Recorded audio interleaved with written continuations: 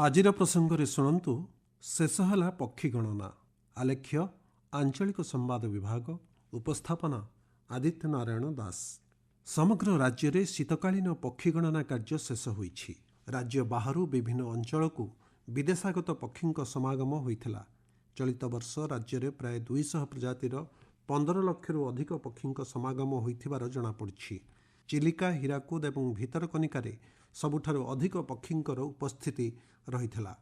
ବନ୍ୟପ୍ରାଣୀ ବିଭାଗ ତରଫରୁ ମିଳିଥିବା ସୂଚନା ଅନୁଯାୟୀ ହୀରାକୁଦ ଏବଂ ଭିତରକନିକାରେ ପକ୍ଷୀ ସଂଖ୍ୟା ବୃଦ୍ଧି ପାଇଥିବା ବେଳେ ଚିଲିକାରେ ପକ୍ଷୀଙ୍କର ପରିମାଣ ପୂର୍ବବର୍ଷ ଅପେକ୍ଷା ହ୍ରାସ ପାଇଛି। ଚଳିତ ବର୍ଷ ଚିଲିକାରେ 196 ପ୍ରଜାତିର 11,27,228 ପକ୍ଷୀଙ୍କର ସମାଗମ ହୋଇଥିଲା। ସେଥିମଧ୍ୟରୁ 109ଟି ପ୍ରଜାତି 10,87,226 ବିଦେଶାଗତ ପକ୍ଷୀ ଅନ୍ତର୍ଭୁକ୍ତ। ବାକି 87 ପ୍ରଜାତିର ପକ୍ଷୀ ରାଜ୍ୟ ଭିତରର ବୋଲି ଜଣାପଡ଼ିଛି। ତେବେ ଗତବର୍ଷ ଚିଲିକାରେ 11,37,759ଟି ପକ୍ଷୀ ଦେଖିବାକୁ ମିଳିଥିଲା। ପକ୍ଷୀ ଅଭୟାରଣ୍ୟ ନଳବଣରେ ମଧ୍ୟ ପକ୍ଷୀ ସଂଖ୍ୟା କମ୍ ଥିବାର ଜଣାପଡ଼ିଛି। ଚଳିତ ବର୍ଷ ଏଠାରେ 3,43,226ଟି ପକ୍ଷୀଙ୍କର ସମାଗମ ହୋଇଥିଲା। ଗତବର୍ଷ ତୁଳନାରେ ଚଳିତ ବର୍ଷ 4,054 ପକ୍ଷୀ ସଂଖ୍ୟା ହ୍ରାସ ପାଇଛି। ଅନ୍ୟ ପ୍ରକାରେ ଦେଖିଲେ ଗତବର୍ଷ ତୁଳନାରେ ପ୍ରଜାତି ସଂଖ୍ୟା ବୃଦ୍ଧି ପାଇଥିଲେ ମଧ୍ୟ ପକ୍ଷୀଙ୍କର ସଂଖ୍ୟା କମିଛି। କେତେକ ନିର୍ଦ୍ଦିଷ୍ଟ ପ୍ରଜାତିର ପକ୍ଷୀ ସଂଖ୍ୟା ପୂର୍ବବର୍ଷ ତୁଳନାରେ ଚଳିତ ବର୍ଷ ବୃଦ୍ଧି ପାଇଥିବାର ଜଣାପଡ଼ିଛି। ସେଥିମଧ୍ୟରେ ପ୍ଲେମିଗୋ ପକ୍ଷୀ ଅନ୍ତର୍ଭୁକ୍ତ। ଗତବର୍ଷ ଏହି ଜାତୀୟ 820ଟି ପକ୍ଷୀ ଚିଲିକାକୁ ଆସିଥିବା ବେଳେ ଚଳିତ ବର୍ଷ ଏହା ବୃଦ୍ଧି ପାଇ 2,638 ଥିବାର ଜଣାପଡ଼ିଛି। ବିଶେଷ କରି ଇରାନ, ଇରାକ, ରୁଷ, ମଙ୍ଗୋଲିଆ, ଜାପାନ, ସାଇବେରିଆ, ଆଫଗାନିସ୍ତାନ ଏବଂ କାଜାଖସ୍ତାନ ଅଞ୍ଚଳରୁ ଚିଲିକାକୁ ପକ୍ଷୀ ଆସିଥିବାର ଜଣାପଡ଼ିଛି।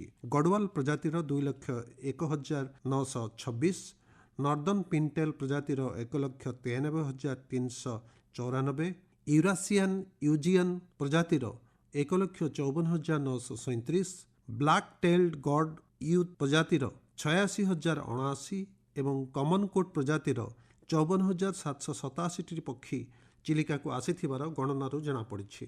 ପକ୍ଷୀ ଗଣନା ପାଇଁ ଚିଲିକାକୁ 21ଟି ଜୋନ୍ରେ ବିଭକ୍ତ କରାଯାଇ 21ଟି ଦଳକୁ ନିୟୋଜିତ କରାଯାଇଥିଲା। ଗଣନା ପୂର୍ବରୁ ପକ୍ଷୀ ଗଣନାକାରୀଙ୍କୁ ଆବଶ୍ୟକ ତାଲିମ ପ୍ରଦାନ ସହ ଆନୁଷଙ୍ଗିକ ସାମଗ୍ରୀ ପ୍ରଦାନ କରାଯାଇଥିଲା। ନଳବଣ ପକ୍ଷୀ ଗଣନାରେ 6ଟି ଦଳ ସାମିଲ ହୋଇଥିବା ବେଳେ ଉପକୂଳବର୍ତ୍ତୀ ଅଞ୍ଚଳରେ 2ଟି ଏବଂ ବାଲୁଗାଁ ନିକଟସ୍ଥ ଅଞ୍ଚଳରେ 13ଟି ଦଳ ନିୟୋଜିତ ହୋଇଥିଲେ। ବାଲୁଗାଁ ବନ୍ୟପ୍ରାଣୀ ଡିଭିଜନ ଅଞ୍ଚଳରେ 5ଟି ରେଞ୍ଜ, ଟାଙ୍ଗୀ, ବାଲୁଗାଁ, ଚିଲିକା, ସାତପଡ଼ା ଏବଂ ରମ୍ଭା ଅଞ୍ଚଳରେ ପକ୍ଷୀ ଗଣନା ହୋଇଛି। ଶନିବାର ଦିନ ଭୋର 6ଟାରୁ ଅପରାହ୍ନ 1ଟା ପର୍ଯ୍ୟନ୍ତ ପକ୍ଷୀ ଗଣନା ହୋଇଥିଲା। ପ୍ରତ୍ୟେକ ବର୍ଷ ରାଜ୍ୟରେ ପକ୍ଷୀ ଗଣନା କାର୍ଯ୍ୟ ଡିସେମ୍ବରରୁ ଜାନୁଆରୀ ମଧ୍ୟରେ ପର୍ଯ୍ୟାୟକ୍ରମେ ଅନୁଷ୍ଠିତ ହୋଇଥାଏ। ଚଳିତ ବର୍ଷ ଏହି ଗଣନା ଏକକାଳୀନ ଭାବେ ସମଗ୍ର ରାଜ୍ୟରେ ଗତ 18 ତାରିଖ ଶନିବାର ଦିନ ଅନୁଷ୍ଠିତ ହୋଇଥିଲା। ସଠିକ୍ ଗଣନା ପାଇଁ ସ୍ୱତନ୍ତ୍ର ବ୍ୟବସ୍ଥା କରାଯାଇଥିଲା। ରାଜ୍ୟର ମୋଟ 700 ବର୍ଗ କିଲୋମିଟର ଜଳାଶୟକୁ ଭିନ୍ ସେକ୍ଟରରେ ବିଭକ୍ତ କରାଯାଇ ପକ୍ଷୀ ଗଣନା କରାଯାଇଥିଲା। ଏଥିପାଇଁ ମୋଟ 32ଟି ଦଳରେ 70ରୁ ଅଧିକ ପକ୍ଷୀ ଗବେଷକ, ବିଶାରଦ, ପକ୍ଷୀ ପ୍ରେମୀ, ଛାତ୍ରଛାତ୍ରୀଙ୍କ ସହ ବିଭାଗୀୟ ଅଧିକାରୀମାନେ ସାମିଲ ହୋଇଥିଲେ। ଅନ୍ୟପକ୍ଷରେ ହୀରାକୁଦରେ 122 ପ୍ରଜାତିର 3,77,723ଟି ପକ୍ଷୀଙ୍କର ସମାଗମ ହୋଇଛି। ଗତବର୍ଷ ଏହି ସମୟରେ ଏହା 113 ପ୍ରଜାତିର 3,42,345 ରହିଥିଲା। ସେହିଭଳି ଭିତରକନିକାରେ ଚଳିତ ବର୍ଷ 118 ପ୍ରଜାତିର 1,51,614 ପକ୍ଷୀ ରହିଥିବାର ଜଣାପଡ଼ିଛି।